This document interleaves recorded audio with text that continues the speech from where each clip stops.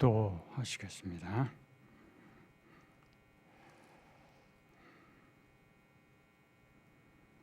오늘 주님과 함께하는 이 시간을 기뻐하고 감사드립니다. 저희들이 마음을 다해서 주님을 예배하며 또한 주의 말씀을 듣겠습니다. 성령 하나님, 저희들의 마음을 주장하시고 이 자리를 주장하시고 우리의 모두 가운데서 은혜로 역사하여 주시옵소서. 이제 시작하겠습니다. 마치기까지 주장하여 주시옵소서. 예수님 이름으로 기도합니다. 아멘. 찬송가 200장입니다.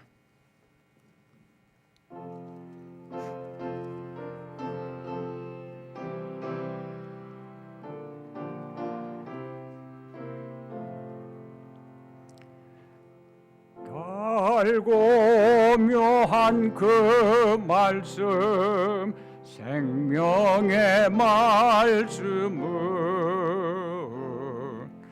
귀한 그 말씀 진실로 생명의 말씀은 나의 길과 믿음 밝히 보여주니 아름답고 귀한 말씀 생명샘이로다. 아름답고 귀한 말씀 생명샘이로다. 귀한 주님의 말씀은 내 노래 되도다. 모든 사람을 살리는 생명의 말씀은 값도 없이 받아 생명길을 가니 아름답고 귀한 말씀 생명샘이로다.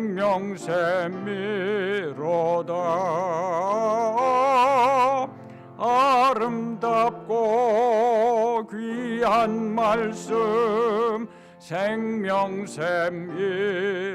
생명샘이로다. 널리 울리어 퍼지는 생명의 말씀은 마음의 용서와 평안을 골고루 주나니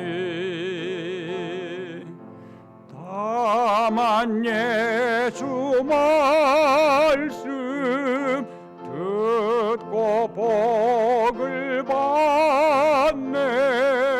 아름답고 귀한 말씀 생명샘이로다. 아름답고 귀한 말씀 생명샘이로다. 한 번 더 하죠. 달고 묘한 그 말씀 생명의 말씀은 귀한 그 말씀 진실로 생명의 말씀이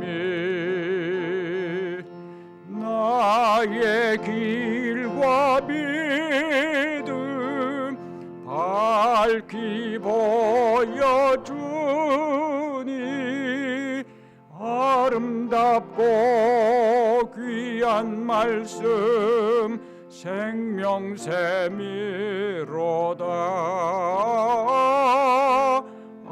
아름답고 귀한 말씀 생명샘미로다.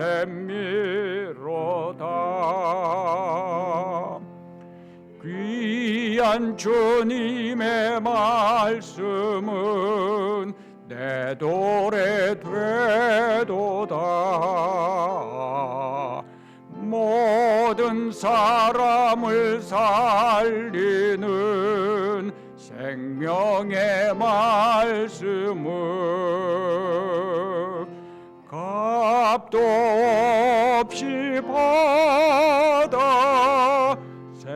생명길을 가니 아름답고 귀한 말씀 생명샘미로다. 아름답고 귀한 말씀 생명샘미로다. 널리 울리어 퍼지는 생명의 말씀은 마음의 용서와 평안을 골고루 주나니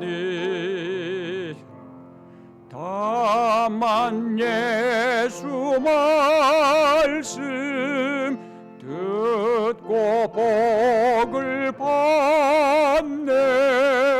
아름답고 귀한 말씀 생명샘미로다.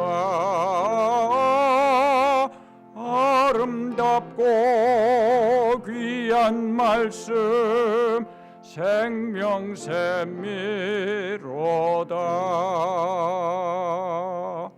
아멘. 잠깐 합심해서 기도하시죠. 이 코로나가 계속해서 창궐하고 또 괴롭히죠. 물론 하나님의 뜻이 있을 것입니다. 이 코로나에 굴복하지 않는 우리 교회와 성도들이 되도록, 오히려 코로나가 있음으로 인해서 주님께서 더 영광을 받으시고 또 주님의 은혜를 더 풍성히 경험하는 그런 은혜가 있기를 우리 사모하면서 코로나에 대해서 하나님 인도해 주시도록 기도하죠.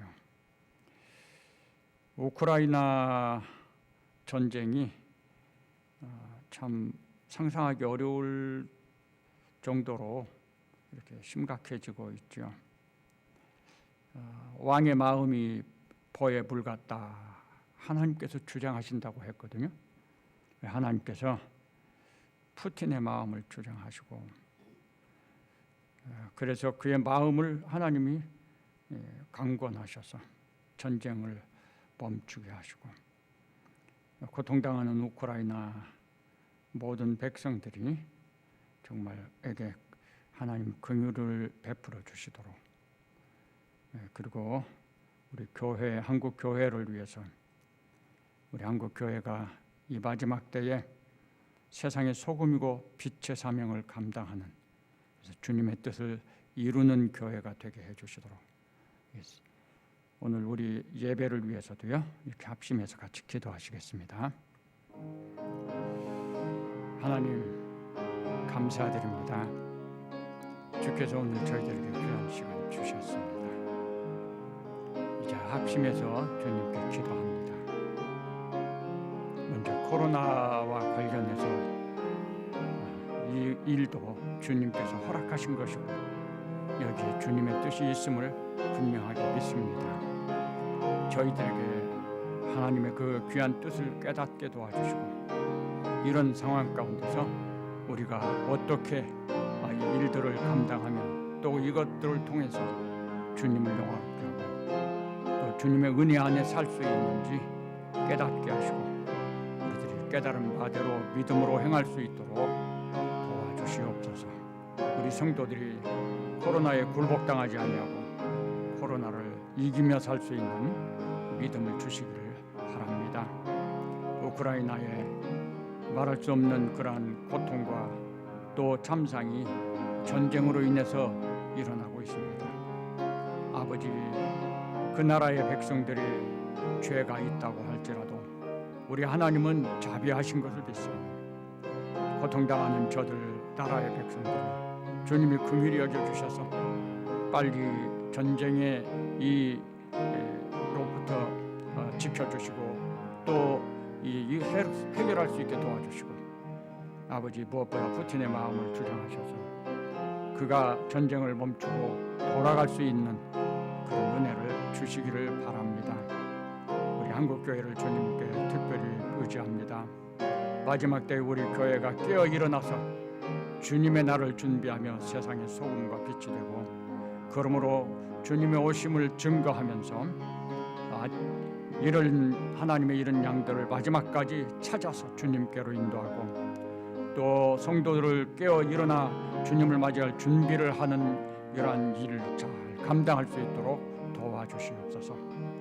오늘 이 예배를 주님께 의지합니다. 성령 하나님께서 온전히 주장하시고 주님의 뜻을 이루시기를 바랍니다. 감사합니다.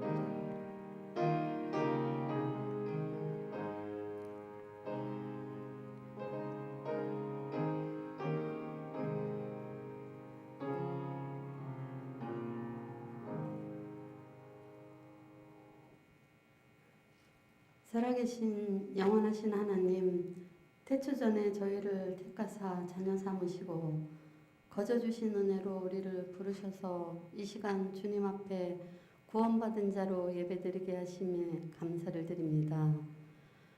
우리들의 모든 죄를 다 씻기 위하여 십자가 지신 예수님의 그 사랑, 그 은혜 찬양드립니다. 오늘 이 예배를 참 마음과 온전한 믿음으로 드리도록 성령 하나님 도와주시옵소서. 예배 가운데서 지친 우리의 육신과 영혼이 주님 안에서 회복되고 새 힘을 얻고 거듭나게 하옵소서. 간절한 마음으로 드리는 우리의 예배를 받아주시고 혼란한 세상을 사는 우리들을 진리의 말씀으로 인도해 주옵소서. 병든 자를 고치시고 상한 마음을 고치시는 주님, 코로나 확진으로 육신의 약함과 질병으로 산불과 전쟁으로 참으로 어려운 시간을 견뎌야 하는 하나님의 백성들이 있습니다. 이 시간 둘러싼 허다한 문제들로 마음이 상하고 무기력해져서 주저앉은 이들을 소망으로 일으켜 세워주옵소서. 힘과 용기를 주시옵소서. 연약한 백성들의 하나님이 되어주시고 저들의 흘리는 눈물과 기도를 들어주시옵소서. 하나님 아버지, 이 혼란과 고난 속에서 주님의 그 인내를 교회가 배우게 하여 주시옵소서. 그리하여 이 나라의 아버지 하나님, 어렵고 힘든 모든 상황들을 교회가 힘써 기도하게 하시고 그 기도 가운데 아버지 하나님, 온 나라의 분열이 속히 끝이 나고 화합하여 하나 되게 하시고 세계 속의 아픔을 바라보며 기근과 전쟁, 전염병이 떠나가기를 간절히 기도하게 하여 주시옵소서. 어려운 시대 속에서 주님의 몸된 우리 성산교회가 예배의 사명을 끝까지 수호하게 하시며 소망을 잃은 이 땅에 생명의 복음을 전파하는 사명을 잘 감당할 수 있도록 인도하여 주옵소서. 우크라이나에 남아있는 선교사님들과 교회가 파송한 우리 선교사님들의 선교 현장에 성령의 역사하심이 충만케 하여 주옵소서. 낮의 해가 상치 아니하며 밤의 달도 해치 아니하도록 늘 지켜 보호해 주시는 주님의 보호하심으로 영육간 강건함으로 지켜 보호해 주시옵기를 간절히 기도합니다. 특별히 우리 담임 목사님 영육이 강건케 하시고 성령으로 충만케 하셔서 말씀과 사역과 묵양 사역을 잘 감당하실 수 있도록 인도하여 주옵소서. 부교육자님들에게도 사역 잘 감당하실 수 있도록 크신 능력으로 채워주시옵소서. 오늘 말씀 전하실 우리 전재국 목사님 성령으로 충만케 하시고 영육이 강건함으로 선포되는 말씀에 권세가 있게 하셔서 말씀 듣는 저희들 믿음으로 아멘하고 이 말씀을 읽고 듣고 지키는 자가 복이 있다 말씀하셨사오니 생명에 넘치는 복으로 채워주옵소서. 살아계신 우리 주 예수 그리스도의 이름으로 감사하며 기도합니다. 아멘.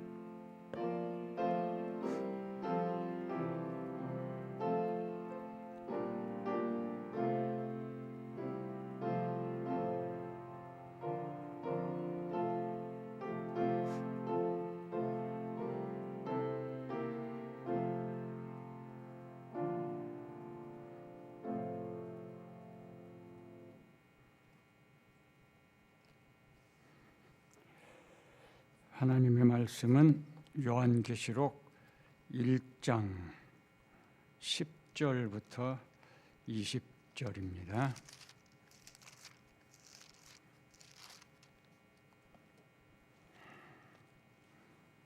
제가 봉독하겠습니다. 주의 날에 내가 성령에 감동되어 내 뒤에서 나는 나팔 소리 같은 큰 음성을 들으니 이르되 내가 보는 것을 두루마리에 써서 에베소, 서머나, 버가모, 두아디라, 사데, 빌라델비아, 라우디게아 등 7 교회에 보내라 하시기로 몸을 돌이켜 나에게 말한 음성을 알아보려고 돌이킬 때에 7 금 촛대를 보았는데 촛대 사이에 인자 같은 이가 발에 끌리는 옷을 입고 가슴에 금띠를 띠고 그의 머리와 털의 희기가 흰 양털 같고 눈 같으며 그의 눈은 불꽃 같고 그의 발은 풀무불에 단련한 빛난 주석 같고 그의 음성은 많은 물소리와 같으며 그의 오른손에 7 별이 있고 그의 입에서 좌우에 날선 검이 나오고 그 얼굴은 해가 힘있게 비치는 것 같더라. 내가 볼 때에 그의 발 앞에 엎드러져 죽은 자 같이 되매 그가 오른손을 내게 얹고 이르시되 두려워하지 말라. 나는 처음이요 마지막이니 곧 살아있는 자라. 내가 전에 죽었었노라. 볼지어다 이제 세세토록 살아있어 사망과 음부의 열쇠를 가졌노니 그러므로 내가 본 것과 지금 있는 일과 장차 될 일을 기록하라. 내가 본 것은 내 오른손의 7 별의 비밀과 또 7 금 촛대라. 7 별은 7 교회의 사자요 7 촛대는 7 교회니라. 아멘.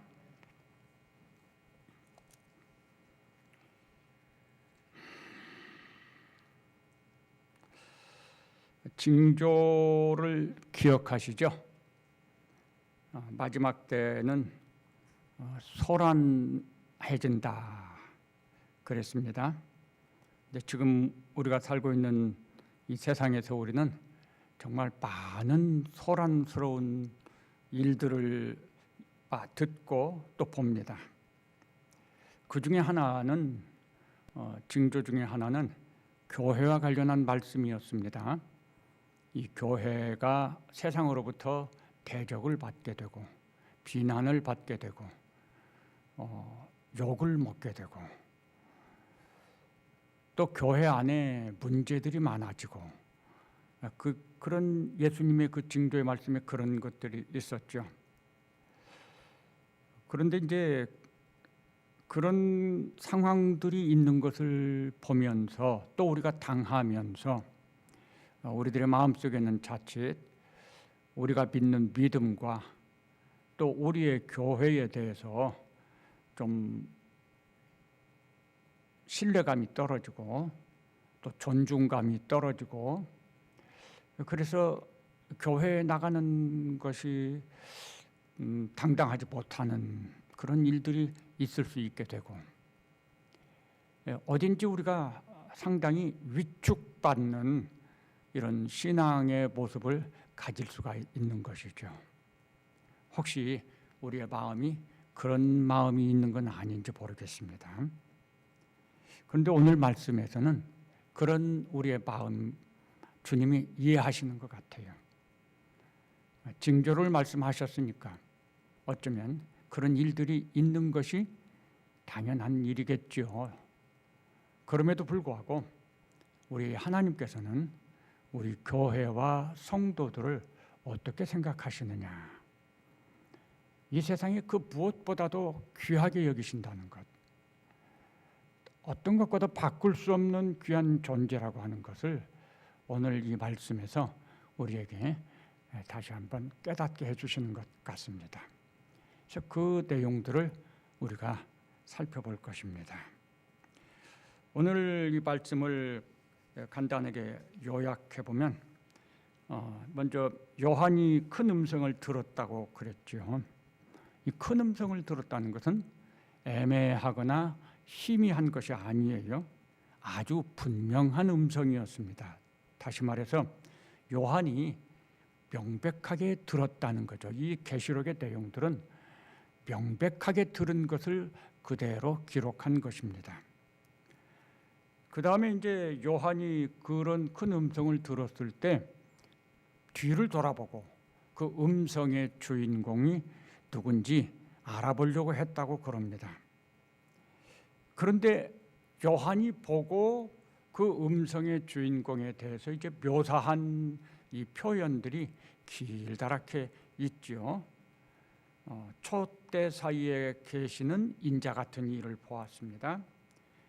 그분은 전체적으로 묘사된 내용을 보면 이래 길다랗게 끌리는 옷을 입고 계시는 거죠. 마치 치맛자락 같이.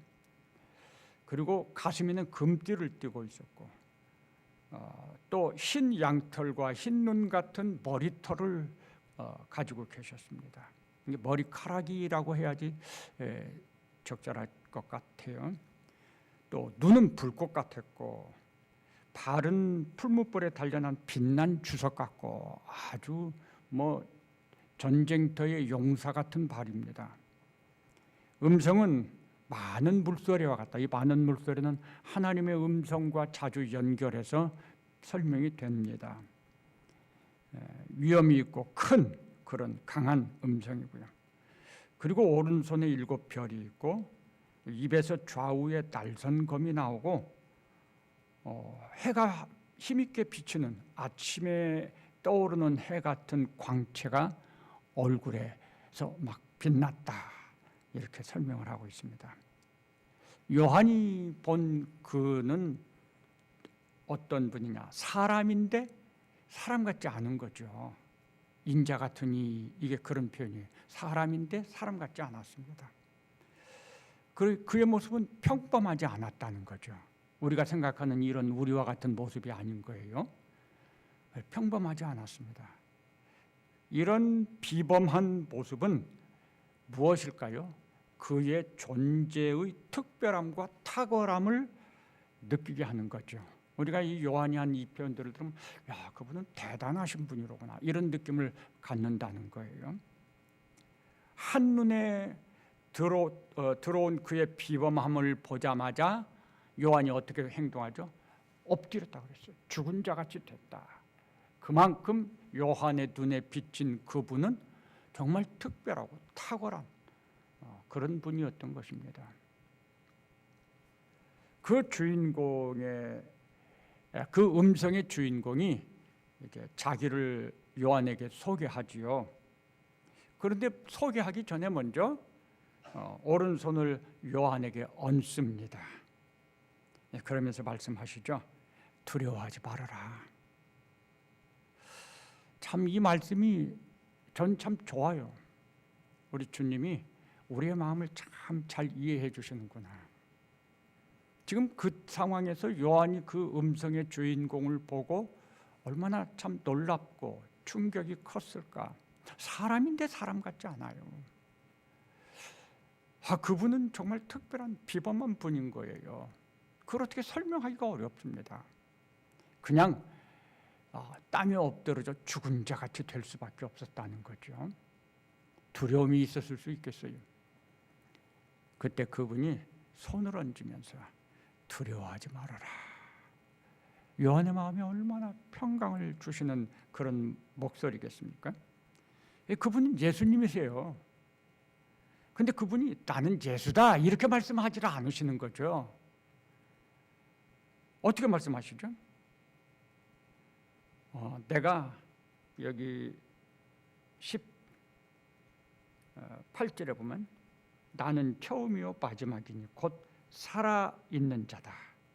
내가 전에 죽었었다. 그렇지만 지금 세세토록 살아있어. 이게 뭐죠?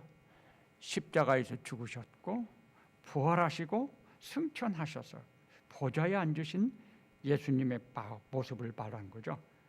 그래서 이제는 사망과 음부의 열쇠를 가졌다라고 자기를 소개합니다. 이 말을 들을 때 요한이 누구를 마음속에 확실하게 떠올리겠습니까? 아, 예수님이시로구나. 내가 예수님이다, 예수다 이렇게 말하는 것과 예수님이 이렇게 자기를 요한이 잘 알고 있는 그러한 것으로 설명을 했을 때 훨씬 더 요한의 마음속에 느낌이 다르겠죠. 우리는 우리가 믿는 주님이 이렇게 정말 우리의 마음을 잘 이해하고 우리를 배려하시는 참 좋은 분이시라고 하는 점에서 잊지 말아야 돼요. 정말 그걸 감사하고 기뻐할 수 있어야 돼요. 우리가 믿는 예수님을 막 두려운 분으로 강조하거나 이런 건 좀 방향이 문제가 있다 이런 생각을 합니다. 예수님의 그런 말씀은 또 그런 행동은 요한의 마음을 평안케 하기에 충분했습니다. 그만큼 우리의 마음을 이해하시고 위로하시고 평안케 하시는 것이란 말이죠. 이 말씀 끝에 현재의 그 당신의 존귀한 위치와 권세를 말씀하셨죠. 내가 사망과 음부의 열쇠를 가지고 있다. 세세토록 살아있다. 우리의 구주가 되시는 예수님이 어떤 분이신가 하는 걸 기억하시기 바랍니다. 사망과 음부의 열쇠를 가지신 분입니다. 예수님 굉장하신 분이에요. 다시 말해서 그런 예수님을 우리의 주로 믿고 있고 우리가 그런 주님의 사랑하는 제자가 되고 성도가 됐다고 하는 것에 대해서 우리는 이 세상이 어떻게 변하든지 어떤 말을 하든지 우리 마음의 긍지를 잃지 말아야 되는 거죠. 내가 누군데 이건 자랑할 것은 아니지만 언제나 우리 그런 감사의 마음을 가지고 살아야 되는 거죠. 그리고 이제 맨 끝에 가서 요한이 받은 명령이 나옵니다. 내가 보는 것을 두루마리에 써서 7 교회에 보내라. 내가 본 것과 지금 있는 일과 장차 될 일을 기록하라. 이 말들은 사실 교회와 연관된 성도들과 연관된 것들입니다. 그래서 우리가 오늘 읽은 말씀을 정리하면 하나님께서 교회와 성도들에게 편지를 보내셨다라는 거죠. 그 편지가 요한계시록입니다. 그래서 우리가 이 요한계시록을 알면 알수록 은혜가 커지게 됩니다. 주님이 보낸 편지를 정말 사모하는 마음으로 읽는 거잖아요. 귀한 마음으로 읽는 거잖아요. 제가 이 계시록을 수요일마다 일주일에 한 번씩 말씀을 드리죠. 개인적인 부탁은 최소한 매일같이 본문을 중심으로 해서 그 앞뒤 조금 연결해가지고 매일같이 한 번씩만 읽으면 일주일 후에 다시 이 성경을 가지고 말씀을 전할 때 앞뒤 말씀들에 대해서는 상당히 친숙해져 있을 것입니다. 그러면 말씀을 보고 듣고 깨닫는 것이 훨씬 더 풍성해지게 될 것입니다. 이 교회들과 성도들에게 보낸 이 하나님의 편지에서 깨닫는 은혜들, 하나님이 얼마나 우리 교회를 사랑하시고 얼마나 이 교회를 귀하게 여기시는가 하는 것들을 이제 구체적으로 생각해 보겠습니다. 첫째로 주의 날의 가치가 귀하다는 사실입니다. 10절에 사도 요한이 patmos섬에 지금 유배가 있는 거잖아요. 그런데 말하기를 주의 날에 내가 성령에 감동되었다, 이렇게 말을 하고 있습니다. 이 주의 날이라고 하는 것, 두 가지 의미로 말씀드리는데요. 내용에서는 주의 날은 주님이 부활하신 날을 의미합니다. 가치에 있어서는 조금 다른 거죠. 주에게 속한 날, 주의 날, 주님의 것인 날, 이렇게 말씀드릴 수가 있습니다. 그럼 주의 날의 가치는 그러면 어떤 가치냐? 얼마나 한 가치냐? 거룩함이라고 하는 것이죠. 거룩함입니다. 그 가치가. 그럼 거룩함의 의미는 뭘까요? 그냥 단어적인 의미를 가지고 말씀드리면 구분하여서 떼어놓은 것, 이게 거룩의 의미입니다. 구약에서 하나님의 몫으로 구분하여 드린 거는 무엇이든지 다 거룩한 것이었어요. 우리가 볼 때는 하찮아 보이는 것도 하나님의 것으로 구분한 것은 다 거룩한 것이었습니다. 그래서 사람들이 함부로 만지지 못했습니다. 신약의 주의 날은 사도들과 초대교회의 성도들이 예수님의 부활을 기억하고, 그래서 그날을 기념하며 영광을 돌리고 예배드리는 날로 이렇게 구분하고 지킨 날입니다. 그것이 공식화한 거죠. 그래서 믿는 자는 이 주의 날을 본래 우리 달력의 요일로 말하면 일요일인데 우리는 이걸 일요일이라고 안 하고 주일 이렇게 말합니다. 그 사람이 일요일이라고 말하느냐 주일이라고 말하느냐 하는 것도 그의 믿음을 나타내는 중요한 그 분별하는 중요한 그 기준이 될 수가 있습니다. 정말 잘 믿는 성도들은 다 주일이죠. 주의 날 이렇게 말을 하는 것입니다. 이 주의 날은 거룩하다고 했죠. 거룩, 다시 조금 보충 설명드리면요, 사과 열매가 7개가 있습니다. 이 7개 중에서 하나부터 6개, 6개는 우리들이 나눠 먹어요. 그걸 가지고 우리들이 기쁨을 위해서 사용할 수 있습니다. 근데 우리가 결심을 했어요. 요 7번째 사과, 맨 마지막 이거 하나, 이게 가장 좋은 거, 요거는 우리 부모님의 것으로 또는 주인의 것으로 구분해서 떼놓자. 이건 우리가 손대지 않는다. 이게 거룩의 의미예요. 구분해서 떼어놓았다. 창세기 2장에 안식일에 대한 말씀이 나오죠. 엿새 동안 세상을 창조하시고 제7일은 쉬셨다. 이날을 안식일이라고 했어요. 구분해서. 이날은 이제 일 바치고 일하지, 하나님께서 더 이상 일하지 않겠다. 창조의 일을 하지 않는다는 거죠. 그래서 쉬시는 날, 그걸 구분해 놓았기 때문에 거룩한 날이라. 그리고 그날을 복된 날로 말씀하셨습니다. 자, 구약과 신약의 차이는 뭘까요? 구약에서 안식일은요, 법으로 제정이 됐어요. 그렇기 때문에 구약의 성도들이 이 안식일을 어기면 그게 죄가 되었습니다. 그런데 우리 신약에서 주의 날은 법으로 제정한 게 아니에요.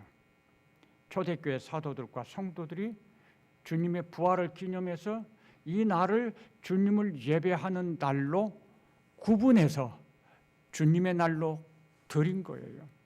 결정해 놓은 거예요.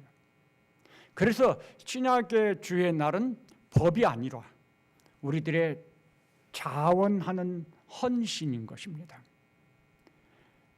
안식일은 의무적으로 지켜야 돼요. 주일은 자원하는 헌신이기 때문에 의무적으로 지키는 게 아닙니다. 그래서 강제로 나오지 않으면 안 돼, 이렇게 할 수가 없죠. 어떤 사람이 자기의 믿음의 수준에 따라서 행동할 수 있는 거죠. 그런데도 불구하고 우리는 다 주의 날을 지키는 것이 맞습니다. 물론 예외가 있어요. 어떤 경우에 사람의 노력과 의지로 어떻게 해볼 수 없는, 주의 날을 지킬 수 없는 그런 상황이 있을 수 있기 때문에 그렇습니다. 예를 들면 코로나에 확진이 걸렸다. 그러면 여러 가지로 어려움이 있잖아요. 그래서 오늘은 내가 교회에 나가지 않고 집에서 예배를 드리겠다. 그럴 수 있다는 거죠. 그러나 예외의 상황이 해결되고 끝나면 우리는 다시 원래의 정상적인 모습으로 돌아와야 됩니다. 이게 맞는 거예요. 그러지 않고 예외의 상황이 우리의 일상처럼 돌아간다면, 그게 일상이 되어버리면 이건 잘못된 것입니다. 그게 뭘 의미하는 거죠? 우리가 믿음이 멀어졌다, 교회를 멀리하게 됐다, 그런 뜻입니다. 그것이 우리 마음이 흔들렸고 실족하게 됐다는 것입니다. 그게 뭐예요? 결국 지는 거죠. 세상은 영적 싸움이 계속되는 것입니다. 그런데 우리가 어떤 상황에서든지 또 어떤 문제로든지 정말 주님 앞에 나와서 귀하게 여기고 예배드려야 할 이 주의 날을 소홀히 하게 하고 멀리하게 하고 빠지게 만들고 이런 방향으로 가게 되는 이것은 사탄의 역사죠. 절대 성령 하나님의 역사가 아닙니다. 예외는 있을 수 있다 하더라도 예외가 해결되면 우리는 다시 제자리로 돌아와야 되는 게 이게 맞는 것입니다.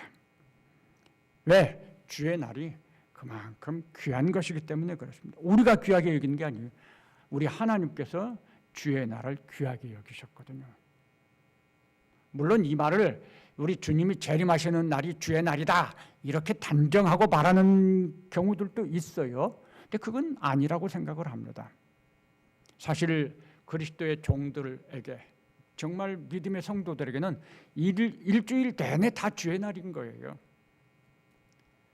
어느 날은 주의 날 아닌 날이 없는 거예요. 우리는 다 주의 날로 살아요. 믿음으로 헌신하는 삶을 살아요. 주님의 뜻을 따라서 살아요. 그게 성도의 삶이에요. 그럼에도 불구하고 주의 날을 구분하여서 이 날은 특별히 주님을 예배하는 날로 우리 성도가 함께 모여서 예배하는 날인 것이죠. 이게 뭘 의미하느냐? 계시록은 하나님 나라에서 우리 성도들이 하나님 앞에 함께 모여서 예배하고 찬양하는 모습들을 자주 보여줍니다. 이게 하나님 나라의 모습인 거예요. 우리가 이렇게 함께 모여서 주님을 예배하고, 이것은 결국 하나님 나라의 삶을 맛보는 기회고 그렇게 사는 기회인 것입니다. 그런 사람들이 하나님 나라에 가득 차 있는 거예요.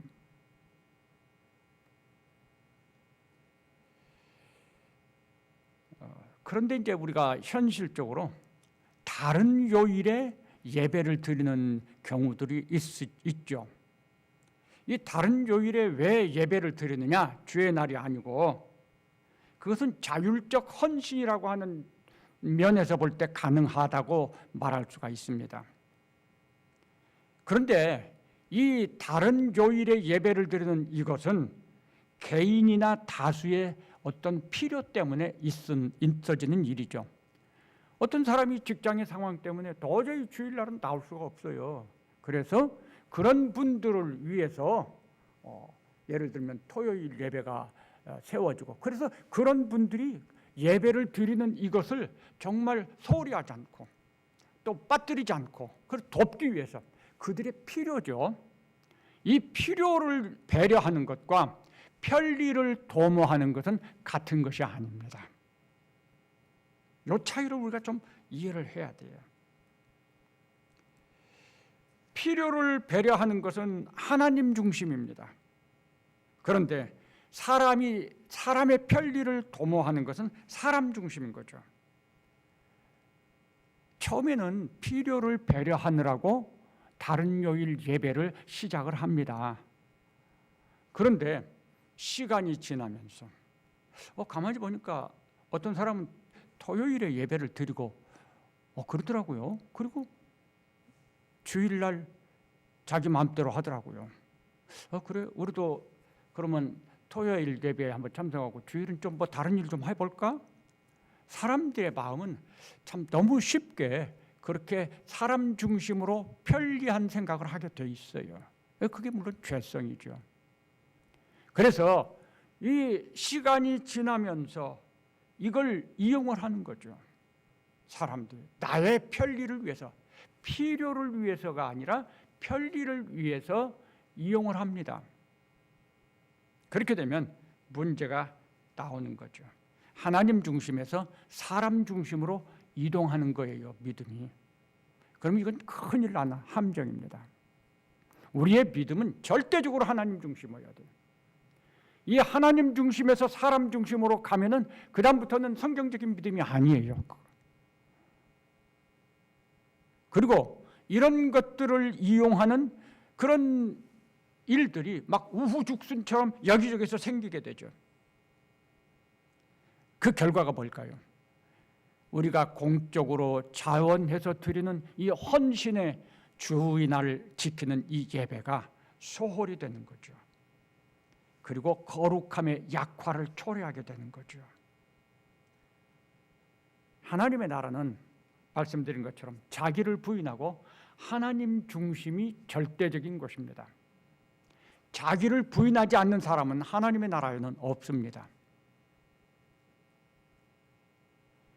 우리가 이 세상에서 자기를 부인하는 것을 배워야만, 그래서 그런 삶을 경험해야만 하나님 나라의 삶을 이해하게 됩니다.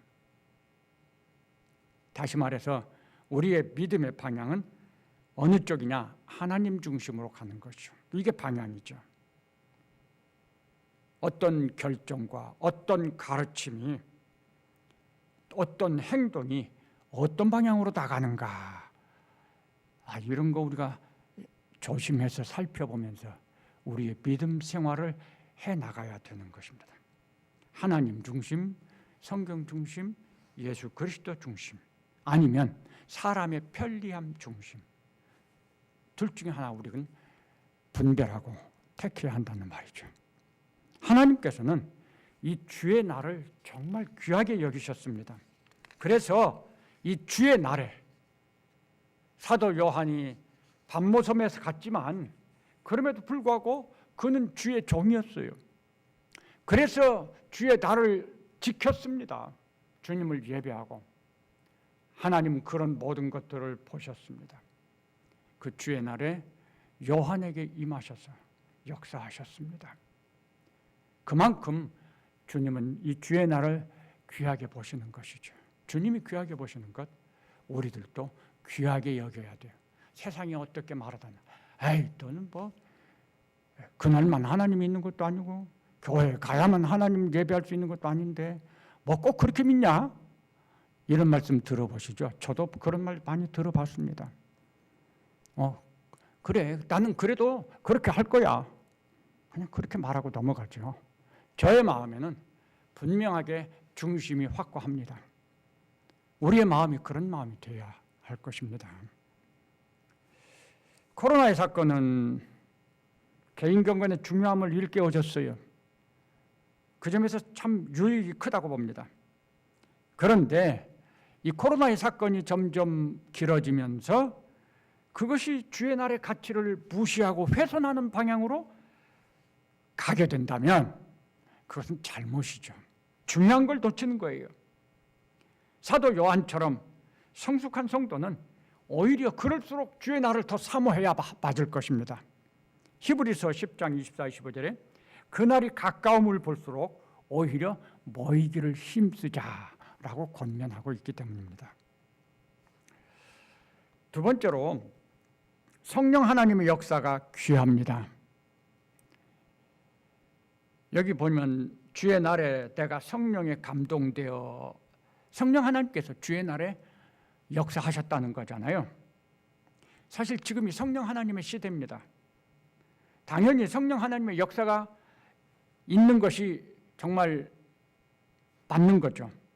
그리고 우리 성도들은 그 성령 하나님의 역사에 민감하게 알고 반응해야지 맞는 것입니다. 중요한 것은 성령 하나님의 역사가 없는 게 아니에요. 있어요. 우리들한테도 있습니다. 근데 우리의 문제는 뭐냐면 요한은 성령 하나님께서 역사하셨을 때 그것을 즉시 깨달았다는 거죠. 그것을 표현한 것이 감동되어 이를 표현입니다. 근데 우리는 깨달음이 적다는 거죠. 성령 하나님이 내 안에서 역사하는지 안 하는지 잘 모른다는 거예요. 그러니까 거기에 반응을 보이지를 못하는 거죠. 중요한 게 여기에 있어요. 우선 우리가 기억해야 될 것은 지난번에 2월 달에 말씀드렸던 성령 하나님의 역사에는 방향이 있다는 말씀을 정말 중요하게 기억하시기를 바랍니다. 가끔씩 그 말씀을 한 번씩 더 들어보시기 바라요. 그래야지 우리가 방향을 잃지 않습니다. 성령 하나님의 역사의 방향 기억하십니까? 인격적인 하나님을 기억해야 돼요. 그리고 성령 하나님의 역사의 결과가 어느 방향인가? 예수님을 영화롭게 한다. 말씀을 우리에게 깨닫게 한다. 우리의 믿음을 격려하는 것이죠. 방향이 있어요. 이 방향이 아닌 다른 방향이면 우리는 일단 경계해야 돼요. 그 성령 하나님의 역사인지 조심해야 되는 거죠. 분별해야 된다 그 말이죠. 자, 우리는 우리의 현실 생활에서 어떻게 성령 하나님께서 역사하시는 것을 분별할 수 있는가? 즉 요한처럼 내가 성령에 감동되었다 이렇게 말할 수 있느냐 그 말이죠. 우선 우리는 요한처럼 종의 마음을 가져야 할 것 같아요. 종의 마음이 뭐죠? 자기를 완전히 내려놓는 것입니다. 주의 종으로서 요한은 이 밤모섬으로 비록 유배 갔지만 그럼에도 불구하고 주님을 예배했을 거예요. 매일 예배했을 거예요. 주의 날에 특별히 분명하게 예배했다는 거죠. 그런데 그 주의 날에 예배하면서 요한이 기도했을 것 같아요. 요한이 무엇을 기도했을까? 먹을 걸 주세요. 일용할 양식을 주세요. 뭔가 나에게 필요되는 것, 내가 염려되는 것, 뭐 이런 거 기도했을 수도 있어요. 그런데 다른 건 몰라도 분명하게 기도한 거 한 가지 있을 거라고 봐요. 그건 종이기 때문에 하는 기도입니다. 종이기 때문에 종이 해야 되는 기도가 딱 한 가지 분명한 거 있다는 거예요. 그게 뭘까요? 아마 기억하실 수 있을지 몰라요. 주인이신 하나님의 뜻을 깨닫는 거죠. 종은 제일 먼저 아침에 일어나면 주인 앞에 찾아가서 주인의 뜻을 묻는 거예요. 내가 오늘은 무엇을 할까요? 주인님 무엇을 할까요? 이렇게 묻는 거죠. 어쩌면 요한은 밤모섬으로 가서 내가 밤모섬에서 이거 뭐 할까? 하나님이 뭔가 뜻이 있어서 나를 이 밤모섬에 오게 하셨는데 세상적으로는 유배를 왔지만 하나님의 종인 요한의 마음에는 하나님께서 뭔가 뜻이 있어서 허락하셔서 내가 밤모섬에 왔는데요. 그래서 밤모섬에 있었더니라고 했죠. 그런데 그 뜻을 아직 몰라요. 주님을 예배하고 기도할 때에 하나님, 주님의 뜻을 깨닫게 해주시고 알려주세요. 내가 주님의 뜻을 행하겠습니다. 이 기도가 종의 기도라고 하는 것입니다. 우린 종의 기도를 좀 자주 드릴 수 있으면 좋겠어요. 매일 아침 하나님께서 우리에게 새날을 주십니다. 하나님이 우리에게 새날을 주셨어요. 이게 저절로 주어지는 날이 아닌 거예요. 그 새날을 아침에 일어났을 때 우리는 뭘 생각하고 뭘 말씀하십니까? 입을 것, 먹을 것, 뭐 그런 것입니까? 어쩌면 우리가 종이라고 하면 제일 먼저 할 말은 분명하게 있다고 봐요. 오늘도 나에게 새날을 주셔서 감사합니다. 새날을 주신 주님의 뜻이 무엇입니까?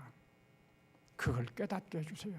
내가 오늘 종일토록 주님의 뜻을 따라 살겠습니다.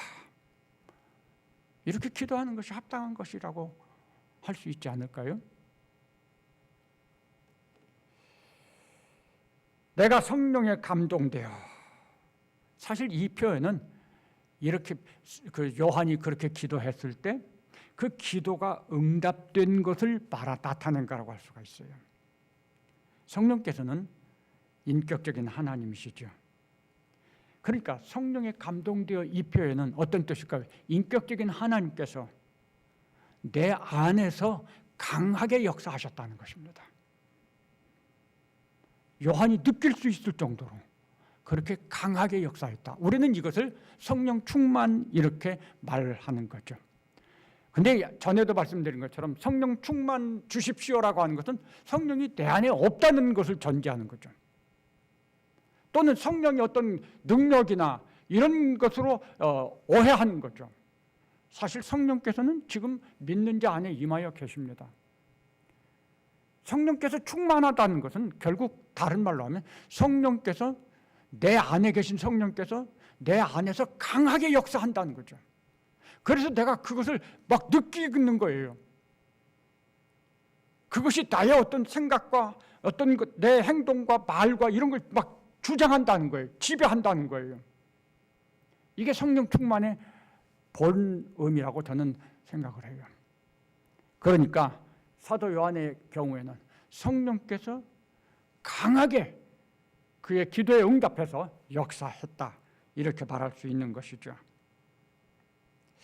우리가 어떻게 우리 자신 안에서 성령께서 강하게 역사해서 즉 성령에 감동되어서 이렇게 말할 수가 있을까요?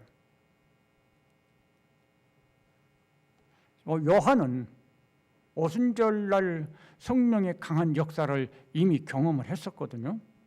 그러니까 성령께서 강하게 역사하실 때 어떻게 되는지, 어떤 느낌이 있는지, 마음의 상태가 어떻게 되는지 그런 거 알았어요. 역시 이날도 아마 그랬을 거라고 보여져요. 우리의 입장은 조금 다르죠. 우리가 어떻게 성령의 그 강한 역사를 우리도 깨달을 수 있고 느낄 수 있을까? 사실 이게 정말 중요한 거예요. 이 부분에서 너무 많은 이 분들의 말씀을 가르치는 분들마다 설명이 조금씩 달라요. 그래서 우리가 아는 것 같으면서도 몰라요. 헷갈리거든요. 성령이 감동됐다는 게 도대체 어떤 것일까요? 이것을 성경 말씀에 근거해서 설명을 드리겠습니다.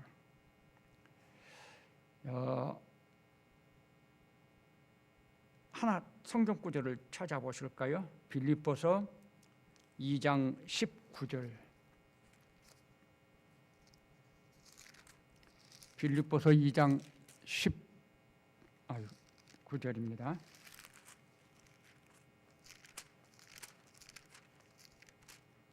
거기에 13절, 빌립보서 2장 13절 거기 말씀을 보시면요.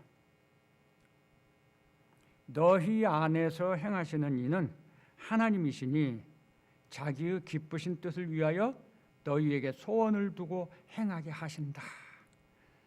우리 안에서 행하시는 이는 하나님이십니다. 성령 하나님께서 우리 안에 임하여 계셔서 역사하십니다. 그런데 어떻게 역사하시죠? 방향이 있어요.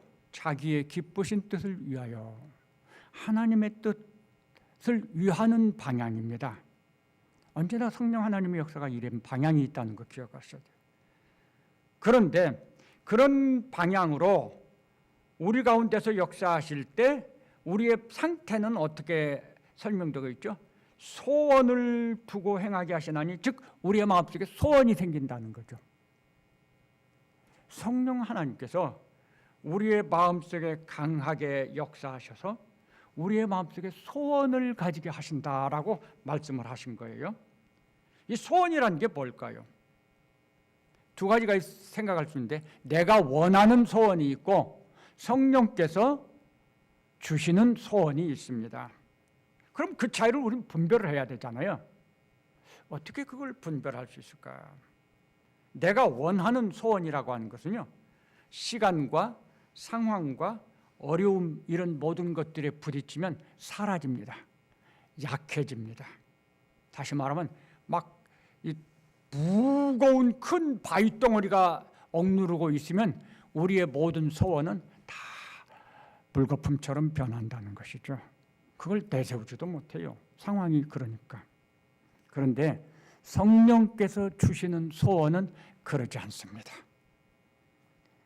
성령께서 주시는 소원은 성령께서 우리 안에서 역사하시고 하나님의 뜻을 위하여서 살도록 하시기 때문에 억눌림을 받아도 사라지지 않아요. 홍해 같은 것이 우리 앞에 놓여 있어도 사라지지 않아요. 포기하지 않아요. 열고성을 부딪힌다 하도 포기하지 않아요. 낙심하지 않아요. 없어진 줄 알았는데 그런데 시간이 지나면 또 뜨거워지고 생각나는 거예요. 성령께서 주시는 소원은 그렇다는 거죠. 그건 저의 경험을 통해서 제가 깨달은 것을 말씀을 드린 것입니다. 내가 가지는, 내가 계획해서 세우는 어떤 꿈, 소원과 하나님께서, 성령 하나님께서 우리에게 주시는 소원은 다르다는 것, 이 차이를 좀 이해하면서 기도하면서 정말 주님의 인도하심을 기도하면 깨달음이 오고 분별함이 생긴다고 하는 것입니다. 그럴 때 우리는 어떻게 해야 할까요? 근데 어떤 소원이 막 내 마음속에서 일어났어요. 그게 사라지질 않는 거예요. 물론 우리는 검토해야 됩니다. 왜냐하면 내 욕심 때문에 나오는 것일 수도 있으니까 검토하고 또 아닌 것으로 보고 그렇지 않다고 이렇게도 해보고 기도원처럼. 그런데 없어지지 않아요. 성령께서 주시는 그거죠. 그랬을 때 우리는 그럼 어떻게 해야 될까요? 이제 우리의 반응이 나와야죠. 그 반응이 뭐냐? 내 의지를 드리기 위한 헌신이죠. 이것이 나에게 주신 이 마음이 성령 하나님께서 주신 소원입니까? 그렇다면 내가 성령 하나님의 뜻을 따르겠습니다. 의지를 드리는 요 과정이 필요합니다. 그런데 그렇게 해놓고는 아무것도 안 해요. 그러면 성령을 소멸하게 된다고 그러죠. 없어지는 거죠. 그런데 내가 그렇게 약속하고 헌신했습니다. 의지를 드렸습니다. 물론 한쪽에서는 이 갈라디아서 5장에 있는 것처럼 내 육신의 소욕, 즉 육신의 소원이 막 들고 일어나서 부딪히고 싸워요. 그럴 때 그것을 물리치고 성령 하나님의 뜻을 따르는 결단을 내리는 거죠. 난 성령 하나님의 뜻에 따르겠습니다. 이거 이런 거 있어. 못해. 수없이 많은 못한다고 하는 것들이 나올 거예요. 핑계와 이유들이. 그런데 그런 것들을 내려놓고 이게 성령 하나님의 뜻이라면 내가 하겠습니다. 이렇게 우리의 의지를 분명하게 드릴 필요가 있어요. 그런 다음엔 순종하는 것입니다. 그 다음에 오는 게 뭔지 성경은 이렇게 약속했어요. 평안이 주어진다. 이상하지만 우리의 마음속에 정말 바다 같은 평안이 주어져요. 문제가 길이 열리죠. 물 위에는 길이 없어요. 그런데 물 위를 걷는 길이 있다는 걸 알게 돼요. 그게 형통이라고 하는 겁니다. 그런데 그냥 형통만 있으면 안 돼요. 형통과 함께 의로움이 주어진다고 그랬어요. 그게 시편 37편 4절부터 6절까지 있는 약속의 말씀이에요. 형통과 함께 의로움이 주어진다. 형통만 있는 건 조심하셔야 돼요. 사탄은 우리에게 형통만 약속을 해요. 성령 하나님의 역사가 정말 귀합니다. 하나님께서 귀하게 쓰시는 사람들을 통해서 역사하십니다. 여기 있는 우리들 모두가 정말 이 시대에 성령 하나님께서 우리 안에서 강하게 역사해서 우리가 정말 하나님의 뜻대로 살고 싶지 않습니까? 그렇게 매일같이 그런 주님의 일꾼들 되기를 원하지 않습니까? 성령 하나님의 역사가 우리 안에 있어요. 내가 성령 하나님의 그 역사하심, 그 성령 하나님께서 주시는 그 소원을 따라서 주님의 뜻을 위하여 헌신하고 그렇게 살겠습니다. 이렇게 매일같이 기도하고 하나님께서 기도의 응답으로 주시는 거예요. 주의 날에 내가 성령에 감동되었다. 우리의 기도가요, 계시록에 보니까 주님 재림하실 때 그 기도가 응답된다. 최종적으로 약속이 있습니다. 우리 기도는 소용없는 게 없어요. 하나도 땅에 그냥 떨어지는 게 없습니다. 좀 시간이 조금 많이 갔네요. 제가 빨리 말씀을 드리겠습니다. 하나님은 세 번째로 교회를 귀하게 여기십니다. 이게 교회에 보낸 편지잖아요. 그만큼 우리 교회를 귀하게 여기신다는 거죠. 그래서 교회에 보냈는데 호칭에서도 그 귀함이 나타나요. 7교회는 전체 교회를 말합니다. 과거, 현재, 미래의 총칭하는 의미입니다. 그런데 금초대라고 교회를 표현할 때 금초대 이렇게 말씀을 했어요. 금초대 같은 교회입니다.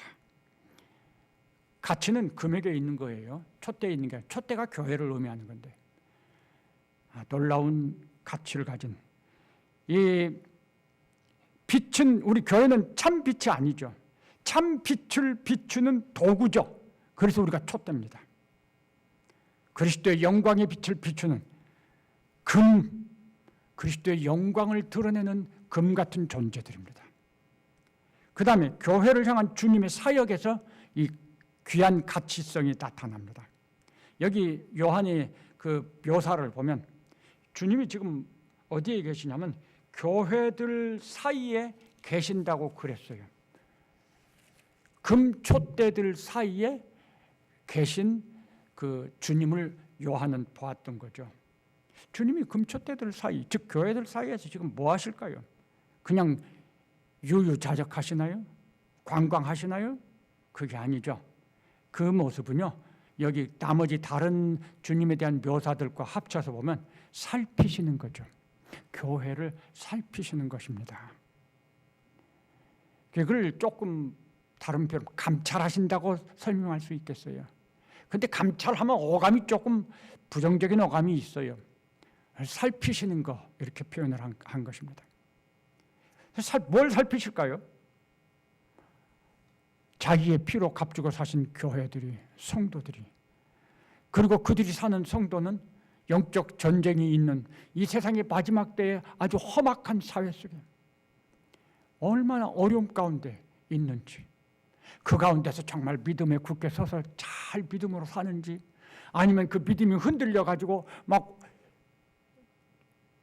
뒤집히고 막 낙심하고 실족하고 그런 것 없는지, 또 징주에서 본 것처럼 교회 안에 문제들이 많이 일어나게 되죠. 말세에는. 그런 상황들 속에서 우리 성도들이 어떻게 살고 있는지, 믿음을 지키고 있는지, 이게 주님의 관심사인 거죠. 그러니까 주님께서는 저 하늘 보좌에서 가만히 계시는 게 아니라 우리들 사이에 오셔서 성령 하나님으로 오시잖아요. 그래서 살피시는 거죠. 어떻게 믿음 생활을 잘하고 있나? 이기고 있나? 그래서 이 2장 3장에서 교회들에게 주신 결론이 한 가지예요.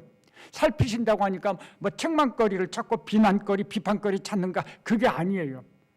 우리를 어떻게든지 올바르게 깨닫게 하고 인도하셔서 이기는 자가 되게 하게 만드시려고 하는 거죠. 이기는 자가 되라는 거죠. 그래서 말씀으로 2장 3장에서 가르쳐 주시는 거예요.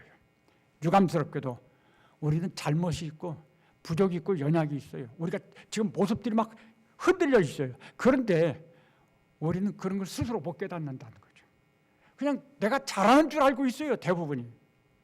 그러니까 주님이 살펴보시고 그것을 깨닫게 도와주시는 거죠. 그것이 2장 3장이 돼요. 그게 7별의 비밀이라는 것입니다. 7별은 사자죠. 그 7별들이 주님을 심부름을 받고 가서 살펴본 다음에 보고를 하는 거죠. 그게 7별의 비밀이에요. 그 내용을 2장 3장에서 기록했고 그걸 지금 요한에게 알려주신 거죠. 주님께서 우리 교회를 얼마나 사랑하시고 얼마나 귀하게 여기신다. 하나도 잃어버리지 않기를 원하신다 그랬어요. 천년을 하루같이, 하루를 천년같이 기다리시면서 우리 주님의 백성들이 정말 믿음에서 든든히 서서 주님의 시간이 오기까지 잘 참고 기다리기를 지금 원하고 계시는 거예요. 이렇게 귀한 존재들인 거예요.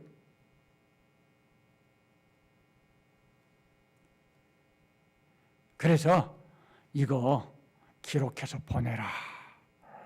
잊어버리면 안 되니까요.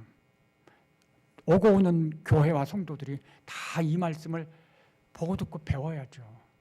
그래서 이걸 편지로 기록해서 보내라고 한 거예요.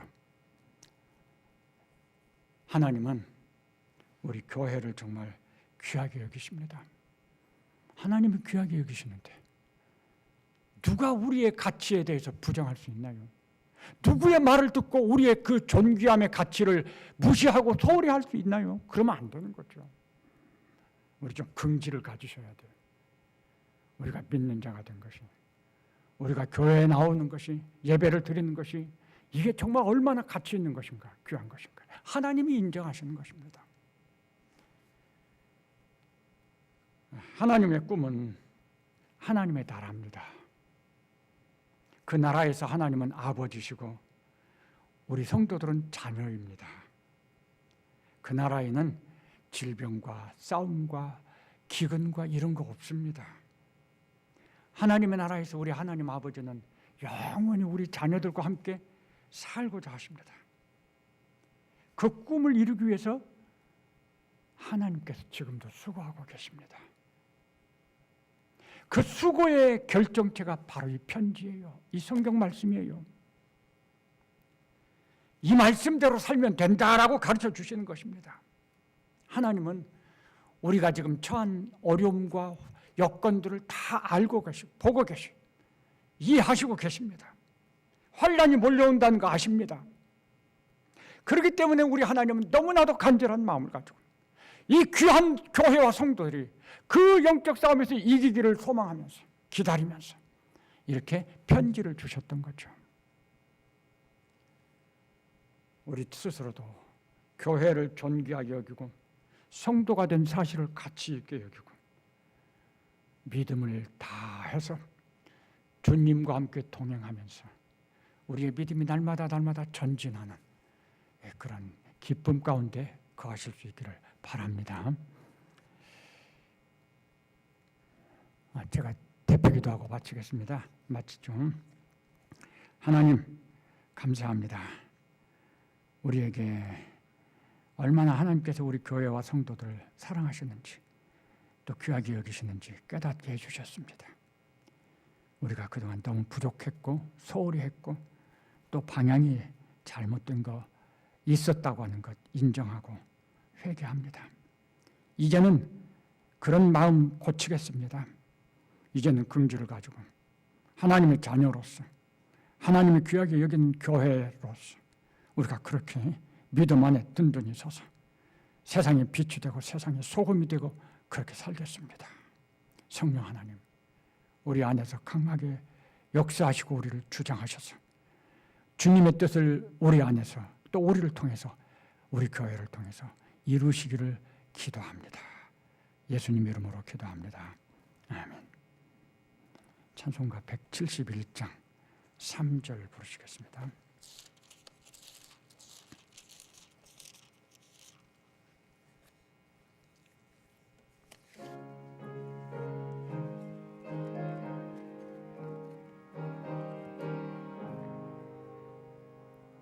선한 싸움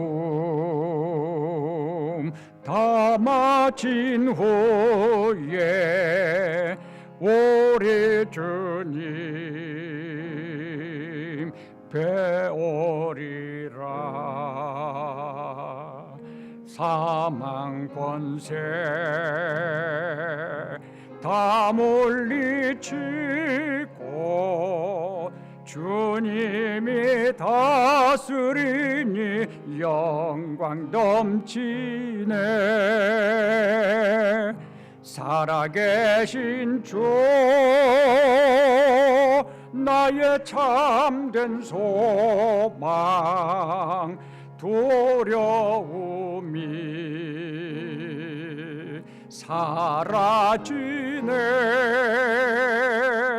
사랑의 주 내 갈 길은 더하디 내 모든 삶의 기쁨 늘 충만하네.